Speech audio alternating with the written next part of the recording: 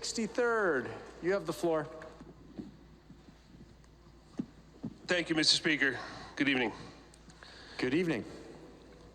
I guess a few comments to where we got and where we are today.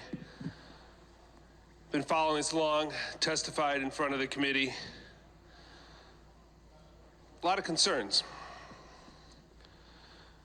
We talk a lot about the tragedies and things that took place and how DCF is now involved. People should really look at that because we want to know if there are substantiated neglect or abuse cases if we're going to allow people to homeschool. Not one of those cases, not any one of those 4 cases had abuse or neglect cited in those homes. How is this going to do it?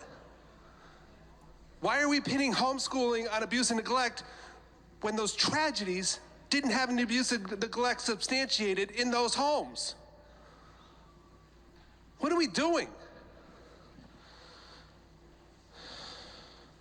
We talk about forms, and I know I heard, some comments to the good chair.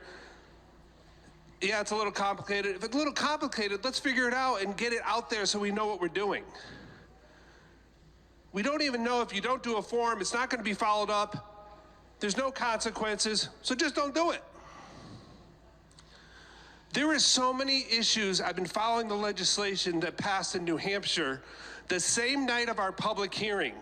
There were comments in the meeting in our building over there that this was built on some legislation in New Hampshire. They repealed it the night we had our public hearing. They repealed all homeschooling laws called the Home Education Freedom Act in New Hampshire because it didn't work. What are we doing? You don't have any substantiated cases in DCF for the poor tragedies that happened. You got another state who built homeschooling laws, they repealed it, ironically the night that we had our public hearing, because I testified at 2 a.m. in the morning. Things don't add up. We have forms that's confusing. We don't know how people are gonna track it, what they're gonna do. If they aren't vaccinated, they get kicked out of school. They might have a case against them. They can't go back to school. We don't know what they're gonna do.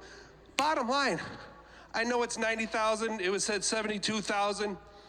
72,000 truant kids, we don't know where they are. Let's worry about those. Let's worry about those students. Our students are fine. They're excelling. We're scaring a population that doesn't need to be scared. We have children that we don't know where they are that are registered to our school districts.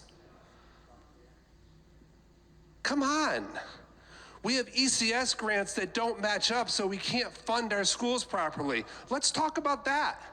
No, we're gonna put DCF and other people on schools, on parents, when there's no substantiated cases for the things that happened in the past year in this state, and other states are repealing. Let's vote against this, Mr. Speaker. Let's give the people the respect to homeschool. Thank you.